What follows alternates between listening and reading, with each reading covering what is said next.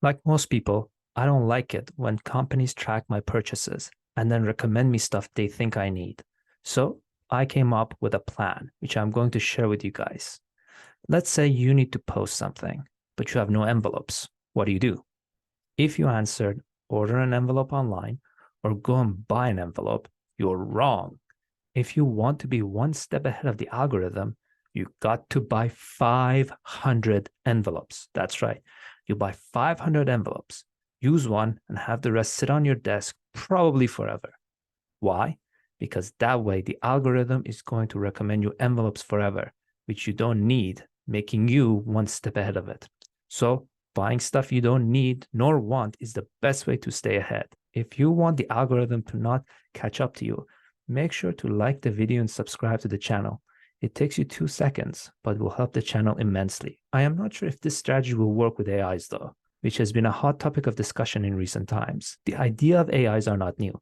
Since ancient Greek times, civilizations have been coming up with myths and legend about automatons like Talos.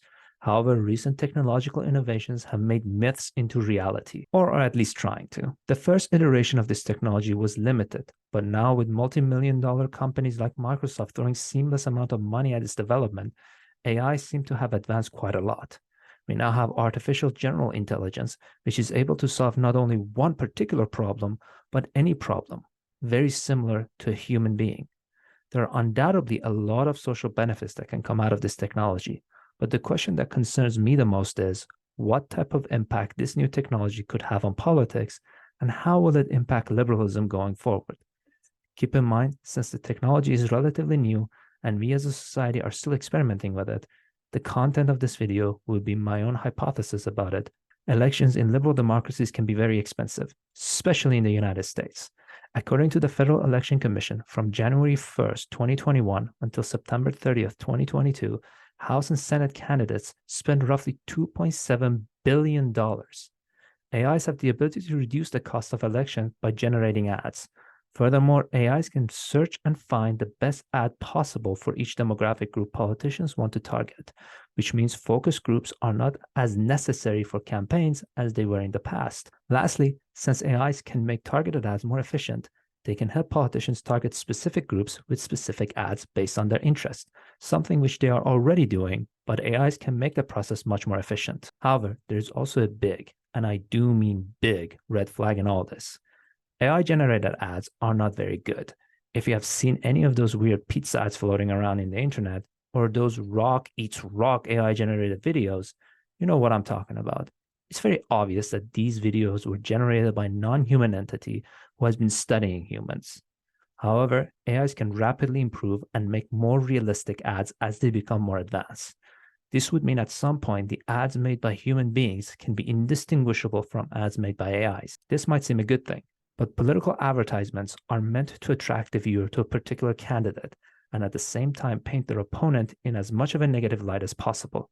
We have already seen how quickly people can buy into certain Twitter or Facebook posts that in hindsight were clearly false, but at this time managed to convince people. With more sophisticated and realistic advertisement, we might see those very same Facebook and Twitter posts in visual format, which means deciphering what is true and what is false becomes even more difficult for viewers. Media literacy is an idea or concept that suggests people should be educated in how to create, reflect, take action, and use the information to make differences in the world.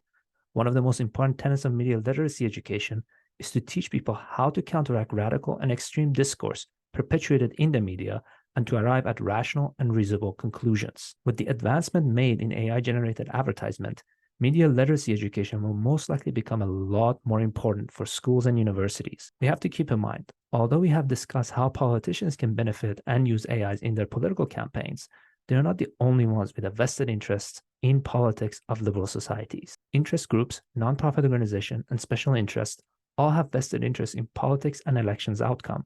Furthermore, foreign nations like China, Russia, and Iran also have a vested interest in politics of liberal countries because many of these governments consider liberalism to be directly competing with their regime's ideology. As such, they will utilize this new technology to access liberal citizens and to try to convince them, or alternatively, sow chaos and confusion among them. Portraying liberal democratic regimes as unstable and dangerous works wonders for authoritarian regimes, as they can make the argument to their citizens that their rule is the only thing that keeps dangers at bay. In 2023, we have also seen the rise of political commentators and streamers.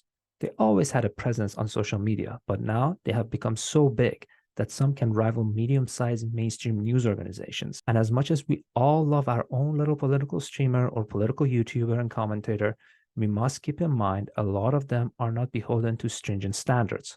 All it takes to become a political streamer these days is to buy a camera and a microphone and start talking to it about something tangentially politically related. No expertise is required, no research, no fact checkers, and for that matter, no knowledge. In fact, one could argue having a degree of knowledge about the topic can work to your detriment in these environments because you will be asking questions about your own side, which might disturb the echo chamber. So, AIs can be used by these new entities to produce advertisement or even propaganda for their side against whoever they see as their opponent. Today, we live in one of the most polarized society in recent history, and one of the reasons for this is that individual commentators have managed to create their own little echo chambers or join an already existing one. And if they believe they can attract more audience to make more money using AIs, they will do so, resulting in a much more hostile and adversarial online space. Imagine Twitter on steroids. The more polarized liberal societies become, the harder it'll be for them to function and achieve equilibrium. So are AIs good or bad for liberal democracies? There is no easy answer to this question. All we know so far is that AIs present a new set of challenges liberalism needs to deal with, but also they can be a boon to liberal democracies. Yes, with the amount of falsities that floats around on the internet, it seems AIs will only exacerbate it. But there could potentially be AIs that help filter out some of these false claims. Something like the new Twitter feature, where when a post claims something that is false, it will put a disclaimer at the bottom of the post automatically, so everyone can see what needs to be corrected. It is not all doom and gloom. I will leave you with these parting words, dear viewer. Be mindful of what you consume, both online and offline.